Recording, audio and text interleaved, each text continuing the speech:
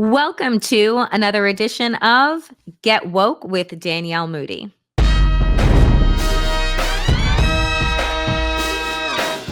Friends, it has been a week, and I am so glad that this week is over. But we have just a handful of days left until the election, which is insane, but that is where we are.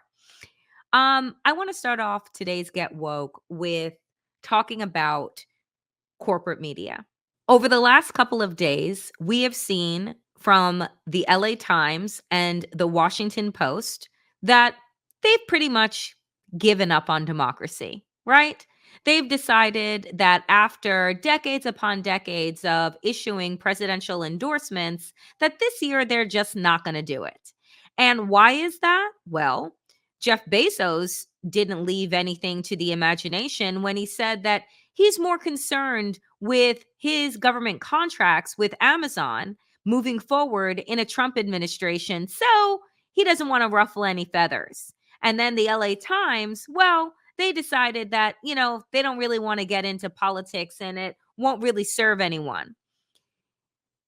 This is how you begin to bend the knee to authoritarianism before it even takes hold. Before we even know who the 47th president of the United States is going to be, what we do know is that the corporate media is complicit. They're complicit in the destruction of our democracy, much like the Supreme Court. You see, the fourth estate is supposed to be about providing us, the people, with information. And from platforms like Meta that have decided to suppress political content to X, where Elon Musk says freedom of speech, but that's only for white supremacists and Nazis. For everyone else, somehow the algorithm just doesn't seem to compute. Now to the Washington Post, LA Times, the New York Times, and what they've been doing and writing about Kamala Harris and sane washing Donald Trump. They're all complicit. I just remarked recently that my WNBA team, the Liberty, won the first ever championship in the 28 years of the franchise's history. And it's huge. It means something very big, not only to the state of New York, but to women's basketball. It just says so much about what it means to invest in women. And I say that to say that I don't know if America is going to make the decision to invest in a woman, to invest in Kamala Harris, because you have all of these outlets that have been downplaying Donald Trump's authoritarian whims and have just been saying, we'll just both sides it. Or as Dana Bash recently said, oh, she just doesn't seem to be sealing the deal, according to her sources. Well, I'll just tell you what I'm hearing from people who I have been talking to, and that is that if her goal was to close the deal, they're not sure she did that. And, some people have asked, is she being held to a different standard? Maybe, but that's maybe the world that she's living in. We deserve better. And the New York Liberty, one of their mantras through this season was, we all we got, we all we need. And that's what I'm saying right now about the American people, those of us that believe in a multiracial democracy. We all we got. I mean, we need more, right? We need institutions to hold. We need people who are in positions of power to fight for us. But I realize that we are all we got. All we have is our vote. All we have is our voice. And they are trying to stomp it out every which way that they can. With days to go until this election, just days, friends, until this election cycle is over. This could very well be the last election in America. Much in the way that Iran has elections and China has elections, we know that they're bullshit. If Donald Trump wins, then America will be bullshit too. for generations to come. Because I've been thinking about this. This is the type of shit that keeps me up at night. Which one of our NATO allies would come to bail us out, would come to fight on behalf of America if Donald Trump weaponizes the US military against us? I got to be honest with you, I don't think any of them.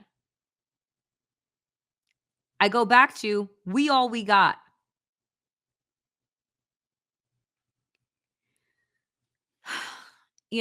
I do this work because I want to help people. I want to educate people. I want people to feel powerful, to feel like they matter, to feel like they can make a difference. And right now, I feel like we are teetering in a place where we're afraid to be hopeful because we don't want to be let down. But we're also afraid of the darkness because we don't know if we have, right, what our ancestors had in terms of keeping this thing going. All I know is that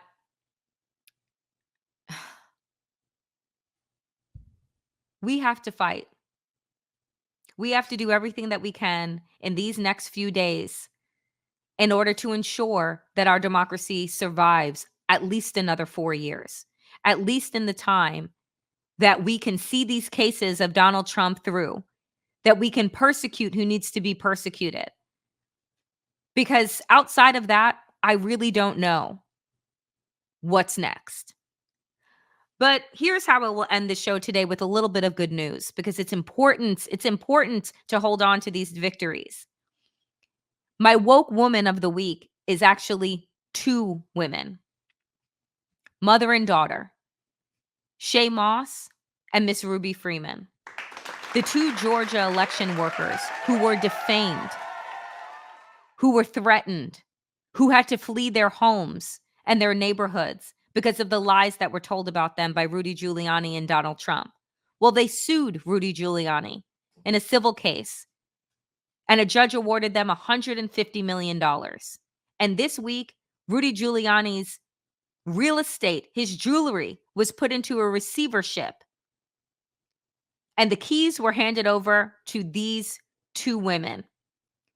It will not erase the harm that was caused, but my God, I hope it brings them some peace because there is nothing that brings me more joy than Rudy Giuliani losing everything for a man that probably won't even give him a room at the inn. So cheers to Miss Ruby Freeman and Shay Moss. Thank you for your work. Thank you for your continued persistence for justice. We see you and we appreciate you. And the both of you are my woke women of the week. That is it for me today, dear friends, on Get Woke. As always, power to the people and to all the people power. Get woke and stay woke. Stay sane, dear friends, and in these extraordinarily dangerous times, stay safe.